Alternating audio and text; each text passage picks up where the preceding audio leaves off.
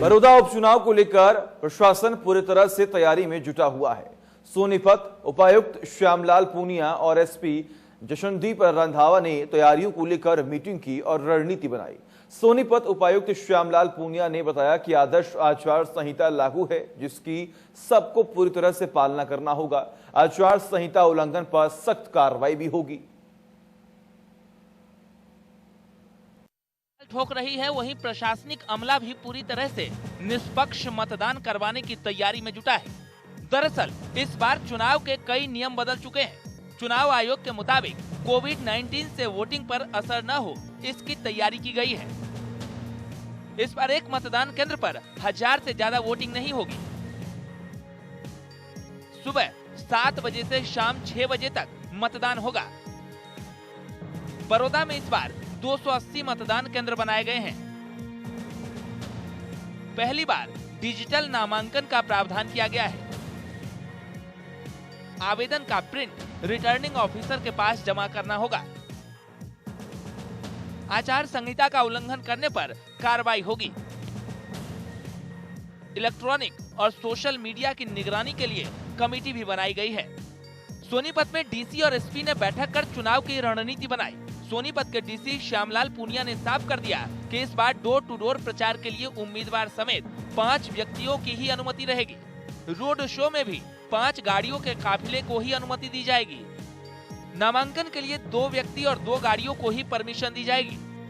इस बार जैसे हमने 10 FST लगाए हैं, 10 SST हैं, 4 VST हैं, 4 VVT हैं और 1 अकाउंटिंग टीम ऑलरेडी हमने ऑपरेशनलाइज कर दिया है। 1950 जो हेल्पलाइन है, इलेक्शन हेल्पलाइन, वो चालू है। और C-विजिल ऐप है, सिटीजन ऐप, जो उसके माध्यम से कोई भी व्यक्ति जो मॉडल कोड ऑफ कंडक्ट के वायलेशन की जो उससे संबंधित जो शिकायत है, इस ऐप पे कर सकता है और उसके अनुरूप आवश्यक उस पर कार्रवाई की जाएगी। जो नामांकन का समय 11 से 3 के बीच में 9 तारीख से लेकर 16 तारीख तक। और suvidha.eci.gov.in पे ऑनलाइन जो इस बार ECI ने एक फैसिलिटी दी है, जिसमें ऑनलाइन नॉमिनेशन का अपना फॉर्म भर सकते हैं। लेकिन जो कि स्टेटूटरी रिक्वायरमेंट है, जो फिजिकली जो कॉपी है उसकी नॉमिनेशन की, वो RO को प्रेजेंट की जानी है, फिजिकल फॉर्म। तो अपना प्रिंट आउट लेके उसके साथ में वो वहाँ पे उपस्थित होकर उसको देनी है।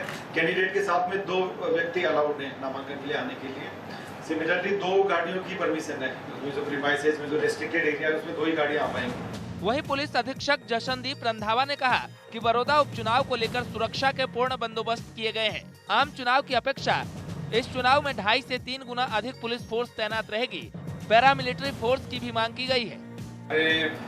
पूरी एग्जैक्ट डिटेल्स को मैं डिस्क्लोज नहीं करूंगा, लेकिन हमने पैरामिलिट्री फोर्स जो है उसकी रिक्विजिशन के लिए हमने भेज दिया है और हमें उम्मीद है कि वो तकरीबन अगले 1 हफ्ते के बाद हमें पैरामिलिट्री फोर्स भी मिल जाएगी।